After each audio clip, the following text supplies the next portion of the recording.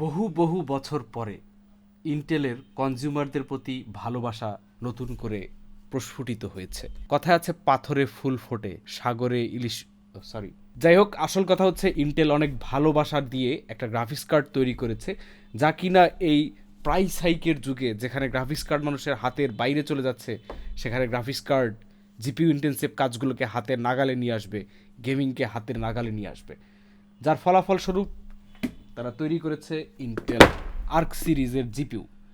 Intel পৃথিবীর সবচেয়ে বড় চিপ ম্যানুফ্যাকচারারদের মধ্যে অন্যতম, না বললেই না যে পৃথিবীতে খুব কম কোম্পানি প্রসেসর ফ্যাব্রিকেট করতে পারে, তার মধ্যে ইন্টেল হচ্ছে নাম্বার ওয়ান। এদিকে এএমডি, এনভিডিয়ার মতো কোম্পানিগুলো কিন্তু তাদের চিপসেট টিএসএমসি থেকে বানিয়ে নিয়ে আসে। এই জিপিইউটা তারা তৈরি করছে গেমিং মার্কেটকে আরেকটু বেশি অ্যাফোর্ডেবল করার জন্য। বলে রাখা ভালো, ইন্টেল কিন্তু মেলা বছর যাবৎ প্রসেসর মার্কেটে একচেটিয়ে ব্যবসা করেছে। যতদিন না এমডি তাদেরকে একটা হালকা পুশ দিয়েছিল, ততদিন পর্যন্ত কিন্তু তাদের মনে প্রসেসর মার্কেটের কনজিউমারদের প্রতি তেমন কোনো ভালোবাসার প্রতিফলন আমরা দেখতে পাইনি। তো এই ভালোবাসা কতদূর কি কেমন কাজ করছে, এটা নিয়ে আজকে আমরা একটু হালকা নাড়াচাড়া করে দেখব। গত বছরের অক্টোবরে ইন্টেলের জিপিইউ গুলো বাজারে আসার পরেও বাংলাদেশে বাজারে সামহাউ আসে নাই, কিন্তু এখন চলে এসেছে। আমাদের হাতে আছে ইন্টেল আর্ক A750। আমরা এটা নিয়ে ঘাটাঘাটি করব। প্রথম দিকে এটা ড্রাইভের অপটিমাইজেশন, এটা সেটা নিয়ে নানা রকম তর্ক বিতর্ক ছিল। অনেক ক্ষেত্রে আমরা পারফরমেন্স অনেক ঝামেলা দেখেছি, ঘাপলা দেখেছি। তো ইন্টেল তখন কথা দিয়েছিল তারা এই প্রবলেমগুলো আস্তে আস্তে সলভ করে ফেলবে, বিকজ ইন্টেলের গ্রাফিক্স কার্ড ইন্ডাস্ট্রিটা একদমই নতুন। তো দেখা যাক এতদিন পরে এটার কী অবস্থা। এটা বর্তমানে বাংলাদেশে বাজার দর হচ্ছে 37,000 টাকা। সেটা কতটুকু যুক্তিযুক্ত, এই সব কিছু নিয়ে ভিডিওতে বিস্তারিত আলোচনা হবে। আপনাদের সাথে আছি আমি অনন্য জামান।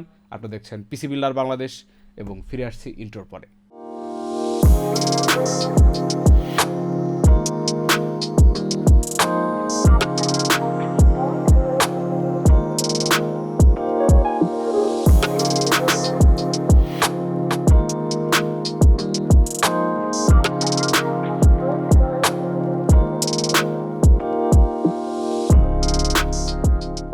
আমাদের হাতে আসা ইন্টেলের জিপিইউটা ইন্টেলের ফাউন্ডার এডিশন বলতে পারেন, কারণ এটা কোনো কাস্টম এআইবি মডেল না। ইন্টেল নিজেরাই এটা ডিজাইন করেছে, নিজেরাই ম্যানুফ্যাকচার করেছে, একদম পুরোপুরি ইন্টেলের হোমমেড বলতে পারেন। চলুন আনবক্সিং দিয়ে শুরু করা যাক।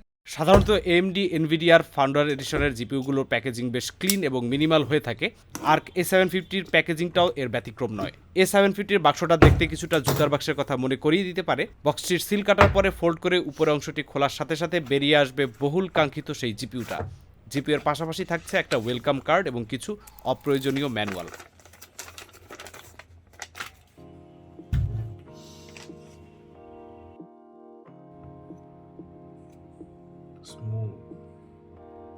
এবার আর্কিটেকচার এবং স্পেসিফিকেশন নিয়ে আলোচনা করার পালা। আর্ক 750-তে রয়েছে এসিএম G10 জিপিইউ বা গ্রাফিক্স প্রসেসিং ইউনিট। টিএসএমসির N6 বা 6 ন্যানোমিটার লিথোগ্রাফিতে ফ্যাব্রিকেশন করা এই জিপিইউটার ভেতরে রয়েছে 21,700 মিলিয়ন ট্রানজিস্টরস। আর্ক A750-র পিসিআই জেনারেশন 4 এবং সাথে থাকছে 16 লেনের ইন্টারফেস। এটার বেস ফ্রিকোয়েন্সি হচ্ছে 2050 মেগাহার্জ এবং বুস্ট ফ্রিকোয়েন্সি 2400 মেগাহার্জ। অর্থাৎ এমডি এনভিডিয়ার সাথে পাল্লা দিয়ে ইন্টেল প্রথম জেনারেশনে হাই ক্লক স্পিডের গেমে নাম লিখিয়ে ফেলেছে। যদি মেমোরি কনফিগারেশনের দিকে নজর দিয়ে দেখা যাবে যে এতে ব্যবহার করা হয়েছে 8 গিগাবাইটের GDDR6 ভিডিও মেমোরি, যার বাস 256 বিট ও bandwidth 512 GBPS. Memory clock 2000 megahertz, effective clock হচ্ছে 16 জিবিপিএস। আর্ক 750 শেডিং ইউনিট, যাকে আমরা এনভিডিয়ার কুডা কোর অথবা এএমডির স্ট্রিমিং প্রসেসরের সাথে আপনার কি বলে তুলনা করতে পারি, সেগুলো রয়েছে 3584টি। আর এর সাথে টিএমইউ ও আরওপি রয়েছে যথাক্রমে 224 এবং 112টি, অর্থাৎ প্রত্যেক দুইটা টিএমইউর সাথে একটা করে আরওপি। ম্যাট্রিক্স কোর বা সহজ বাংলায় টেনসর কোর রয়েছে 448টা এবং সমসংখ্যক এক্সি ভেক্টর ইঞ্জিনস রয়েছে, যার কাজ আমরা পরে দেখব। এবং রে ট্রেসিং অপারেশন হ্যান্ডেল করার জন্য দেওয়া হয়েছে 28টা ডেডিকেটেড আরটি কোর। জিপিইউটার টিডিপি 225 ওয়াট, আর এটার জন্য ইন্টেল রেকমেন্ড করছে একটা 650 ওয়াটের পাওয়ার সাপ্লাই। পাওয়ার কানেক্টর হিসেবে একটা 6+4 পিনের কানেক্টর ব্যবহার করতে হবে আর্ক 750 জিপিইউ এর সাথে। নর্মালি এএমডি বা এনভিডিয়ার ক্ষেত্রে দেখা যায় 66 বা অনলি 6 বা 666 এই কনফিগারেশনগুলো। আর নতুন তো এনভিডিয়া পুশ করছে যেটা 12 ভোল্ট, আপনারা সবাই জানেন। ডিসপ্লে আউটপুটের জন্য দেওয়া আছে 3টা ডিসপ্লে পোর্ট 2.0 এবং একটা HDMI 2.1। নর্মালি আমরা গ্রাফিক্স কার্ডগুলো টিয়ার ডাউন করতে খুব পছন্দ করি। আনফরচুনেটলি এই জিপিইউটা টিয়ার ডাউন করার পারমিশন পাওয়া যায়নি, তাই পিসিবি অ্যানালাইসিসের জন্য আমাদের হেল্প নিতে হচ্ছে টেক পাওয়ার আপের। পিসিবির ঠিক মাঝখানেই রয়েছে আর্ক এসিএম G10 জিপিইউটা। জিপিইউ এর 3 পাশে দুটি ও 4টি করে মোট 8টি 1 জিবির মেমোরি চিপের উপস্থিতি লক্ষ্য করা যাচ্ছে। PCIe পোর্টটিতে বেশ বড় করে ইন্টেলের লোগো দেখা যায়। এছাড়া একদম ডান দিকে 7টা VRM রেগুলেটর দেখা যাচ্ছে। জিপিটা সম্বন্ধে মোটামুটি একটা আইডিয়া পাওয়া গিয়েছে। এবার চলুন পারফরমেন্স টেস্ট শুরু করা যাক। হাতে নাতে ধরে ফেলা যাক ইন্টেলের অবস্থাটা কি। কার্ডটা পুরোপুরি ব্ল্যাক কালারের ভেতরে, দেখতে খুবই স্লিক এবং মিনিমাল একটা ফিল দেয়। ব্যাকপ্লেটটা ঠিক প্লেটের মতো না, কিছুটা প্লাস্টিকি ভাইব দেয়। এর উপরে ARC A750 লিমিটেড এডিশন লেখা আছে। কোনো RGB লাইটসের উপস্থিতি কার্ডটায় লক্ষ্য করা যায়নি, যে কারণে FPS কিছুটা কম পাওয়ার আশঙ্কা রয়েছে। 2টা কুলিং ফ্যান ডিজাইন, একটা ফ্যানে 15টা করে ফিন রয়েছে। দুই পাশ থেকে হিটসিঙ্ক খুব হালকা করে দেখা যায় এবং সেগুলো ব্ল্যাক কালারের। হিটসিঙ্কও বেশ থিন। কুলিং পারফরমেন্স কেমন হয় কে জানে। ফ্যানের হাউজিংটাও প্লাস্টিকের, তবে এতে একটা মখমলের ফিনিশ রয়েছে, মানে একটা মখমলীয় অনুভূতি তৈরি হয়। পেছনে রয়েছে 4টা পোর্ট টোটাল, একটা হচ্ছে HDMI 2.1 আর বাকি 3টা ডিসপ্লে পোর্ট 2.0। কার্ডের পাশে আড়াআড়ি ইন্টেল আর্ক কথাটা লেখা আছে। এখানে একটা লাইট রয়েছে, এই লাইটটিও RGB নয়। এছাড়া ফ্যান হাউজিং এর চারপাশে একটা মেটালিক কালারের রিবনের মতো রয়েছে, যেটা কিছুটা রিফ্লেকশন বা গ্লস দেয়। চলুন গেমিং পারফরমেন্স টেস্ট শুরু করা যাক। আর্ক রিলিজের পর এর আনঅপটিমাইজ ড্রাইভারের জন্য অনেক সমালোচনার শিকার হয়েছে অনেক ট্রল। তখন ইন্টেল পরবর্তী আপডেটে সবকিছু ফিক্স করে ফেলবে এমনটা আশা দেখালেও কি হচ্ছে এটা নিয়ে আমরা অনেকদিন ধোঁয়াশায় ছিলাম। যদিও ধীরে ধীরে নতুন আপডেটগুলো আসার পরে গেমিং পারফরমেন্স আগের তুলনায় অনেকটাই বেটার হয়েছে। গেমিং বেঞ্চমার্কের জন্য আমরা নতুন রিলিজ হওয়া মোস্ট রিসোর্স হাংরি 5টা গেম টেস্ট করে দেখব কেমন পারফর্ম করে।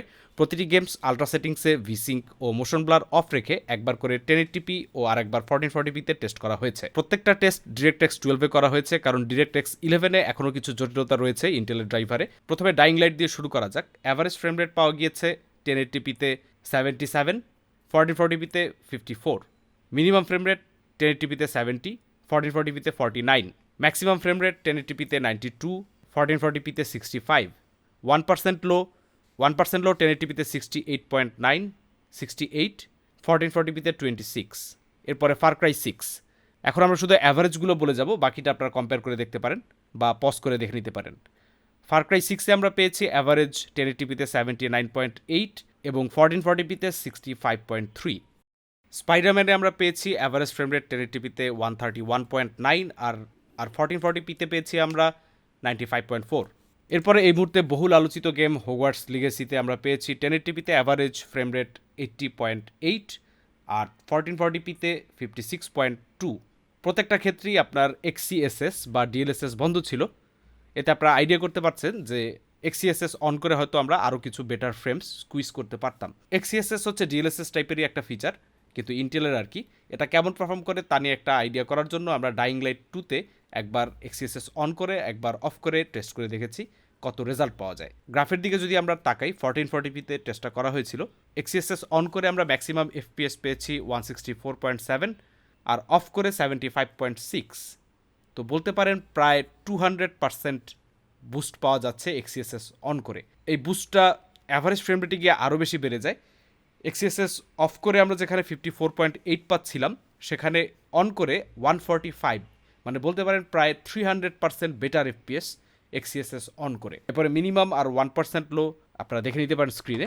সেম টেস্টটা আমরা হোগওয়ার্টস লিগেসিতেও ট্রাই করেছি 1440p-তে অবশ্যই। ম্যাক্সিমাম FPS ছিল XeSS অন করে 120 আর অফ করে 59.5। এখানেও আমরা 200%-এর বেশি FPS বুস্ট পাচ্ছি। অ্যাভারেজেও জিনিসটা পরিষ্কার। অ্যাভারেজে অফ করে XeSS 56.2 আর অন করে 116.4। এখানেও 200%-এর বেশি FPS বুস্ট।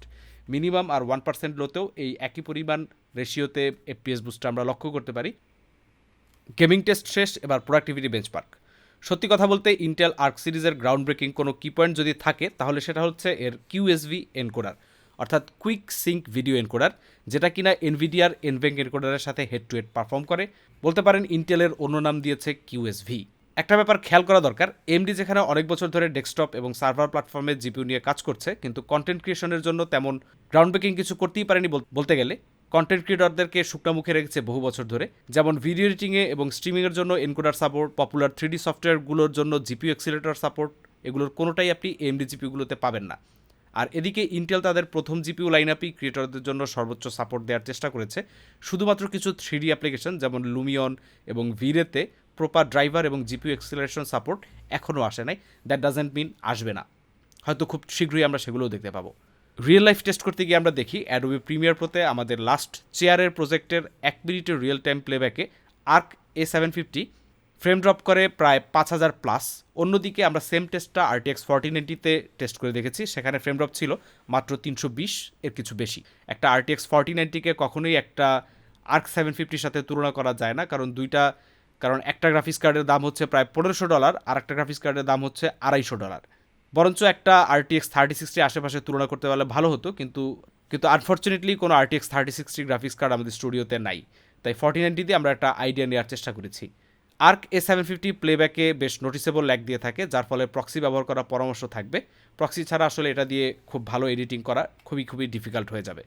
এই সেম প্রজেক্টটি ARC A750-তে এক্সপোর্ট হতে আমাদের সময় লাগে 11 মিনিট 19 সেকেন্ড, এবং RTX 4080-তে সেম প্রজেক্টটা এক্সপোর্ট হয় 8 মিনিট 4 সেকেন্ডে, যেটা খুবই ইন্টারেস্টিং একটা ব্যাপার। আপনি $250 একটা জিপিউ দিয়ে এক্সপোর্ট করতে গিয়ে মাত্র 3 মিনিটের ব্যবধান দেখতে পাচ্ছেন, যেটা বেশ রিমার্কেবল বলতে হবে।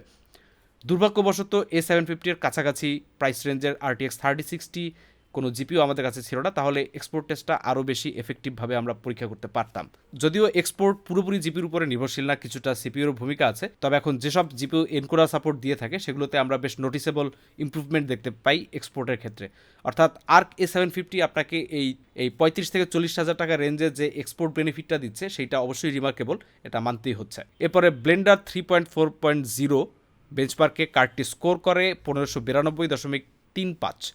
ব্লেন্ডারের অফিসিয়াল বেঞ্চমার্কের জরিপ অনুযায়ী বলা যায় যে ARC A750 card MD RX 6700 XT থেকে বেটার এবং RTX 2080 সুপারের কাছাকাছি পারফরমেন্স দিবে। এইটাও খুব ইন্টারেস্টিং একটা ব্যাপার, স্পেশালি যদি আপনি ARC A750-র প্রাইসটা মাথায় রাখেন। এই টোটাল টেস্ট চলাকালীন অবস্থায় জিপিউটির সর্বোচ্চ টেম্পারেচার উঠেছিল 74, অ্যাভারেজ 68 এবং মিনিমাম 50 ডিগ্রি সেলসিয়াস। ইন্টেলের A750 লঞ্চের সময়ের দাম ছিল $280-90 মতো, এক্স্যাক্ট আমার মনে নাই এখন, আর বর্তমানে এটা রিটেইলে বিক্রি হচ্ছে বিভিন্ন ওয়েবসাইটে $250 মতো। এই প্রাইসটা কিন্তু ইন্টেল নিজে থেকেই ড্রপ করেছে, অর্থাৎ কোনো স্পেসিফিক কান্ট্রি বা বিজনেস দাম কমিয়েছে ব্যাপারটা এমন না। তো সেই কার্ডটা বাংলাদেশে এখন বিক্রি হচ্ছে মোটামুটি 37,000 টাকায় বলতে পারেন। যদি আপনি $250-কে 120 টাকা দিয়েও গুণ দেন, যদিও আমরা শুনেছি 120 কিছুটা নিচেই ডলার কিনতে পাওয়া যায়, তাহলে এর দাম আসার কথা 30,000 টাকা, কিন্তু বিক্রি হচ্ছে 37,000 টাকায়। প্রাইস অ্যানালাইসিসকে আমরা দুই ভাগে ভাগ করতে পারি, একটা হচ্ছে কনজিউমারদের জন্য আর একটা হচ্ছে বিজনেসদের জন্য। জিপিউটা বাংলাদেশে আনছেন তারা ঠিক কীভাবে এটার প্রাইসিং করেছেন আমি বুঝতে পারছি না। যদি 37,000 টাকাকে আমরা $250 দিয়ে ভাগ দেই, তাইলে ডলারের রেট পড়ে 148 টাকা করে। 148 টাকা করে কি অ্যাকচুয়ালি বাংলাদেশে ডলার এই মুহূর্তে কস্টিং পড়ছে, বা ওপেক্স টোপেক্স প্রফিট সব কিছু মিলাই কি এত বেশি গ্যাপটা হওয়ার কথা কিনা, এটা আপনারাই ভালো বিবেচনা করে দেখবেন। এই মুহূর্তে এলসি নিয়ে নানা রকম জটিলতা চলছে, এর পাশাপাশি এনভিডিআর 16 সিরিজের গ্রাফিক্স কার্ডগুলো বিক্রি হচ্ছে অতিরিক্ত বাড়াবাড়ি মূল্যে, এবং এই গ্রাফিক্স কার্ডটার পারফরমেন্স বলতে পারেন কোনো দিক থেকে কিছুটা 3060-র কাছাকাছি, আবার মোটামুটি সকল দিক থেকেই এনভিডিআর RTX 3050 এবং 16 সিরিজের কার্ডগুলো থেকে বেটার। তো সেই জায়গা থেকে সম্ভবত আমাদের বাংলাদেশের যারা ব্যবসায়ী ভাইয়েরা আছেন তারা এই রেটটাকে এমনভাবেই রেখেছেন যাতে আপনাকে এর মাঝামাঝি টাকাই খরচ করতে হয়। এছাড়া 148 টাকা পার ডলারে বাংলাদেশে কোনো প্রোডাক্ট সেল হওয়া কী কারণ আমার বুঝে আসে না। যাই হোক, আমার অনুরোধ থাকবে আপনারা এটার প্রাইসটা আরেকবার বিবেচনা করবেন, কারণ আলটিমেটলি আমরা সবাই চাই নতুন ধরনের টেকনোলজি এবং গ্রাফিক্স কার্ডগুলো বলেন আর যাই বলেন সব কিছুর সুযোগ যেন আমাদের বাংলাদেশের যে গ্রোয়িং ইউথ এবং পিসি এনথুজিয়াস্ট রয়েছেন তারা সবাই নিতে পারেন। কারণ যদি দামের কারণে তারা অ্যাফোর্ডই না করতে পারেন, কিনতেই না পারেন, তাহলে এসব জিপিউ নতুন টেকনোলজি বাংলাদেশে এসে লাভ কি? দিনকে দিন দেখা যাবে বিক্রি কমে যাচ্ছে, সেলস কমে যাচ্ছে এবং এই কমিউনিটিটা শ্রিঙ্ক করতেছে। এটা আপনারাও চাইবেন না, আমরা তো অবশ্যই চাই না। প্রাইসিংয়ের পরের অংশ হচ্ছে কনজিউমারের পয়েন্ট অফ ভিউ থেকে। এখন আপনি যদি গ্রাফিক্স কার্ড কিনতে যান 3060-র মতো একটা প্রোডাক্টিভিটি এক্সপেক্ট করেন, বা RX 6650 এই টাইপের পারফরমেন্সও এক্সপেক্ট করেন, আপনাকে খরচ করতে হবে 45 থেকে 50,000 টাকা। আর যদি আপনি এর নিচের দিকে চলে আসেন RTX 3050, 1660 Ti বা RX 6600 এই ধরনের গ্রাফিক্স কার্ডগুলো কিনতে গেলে আপনাকে সেই 35 থেকে 40-এর আশেপাশে খরচ করতে হবে। এখানে হয়তো কিছু ক্ষেত্রে RX 6600 FPS বাড়তি পেতে পারে, কিন্তু সব মিলে আপনি যদি বলেন গেম এবং প্রোডাক্টিভিটি ব্যালেন্স রেখে 35 থেকে 40,000-এর ভেতরে কোন গ্রাফিক্স কার্ডটা কেনা আপনার জন্য বেশি যুক্তিযুক্ত হবে, অবশ্যই ইন্টেল ARC A750-কে আমি সাজেস্ট করব, বা বেশি যুক্তিযুক্ত বলেই মনে হবে যদি আপনি সকল ইকুয়েশন হিসাব নিকাশ করেন। তারপরও $250 একটা জিপিউ 37,000 টাকায় বিক্রি হওয়ার সায়েন্সের পেছনের সায়েন্সটা কি তা আপনাদের মতো আমরাও জানতে চাই।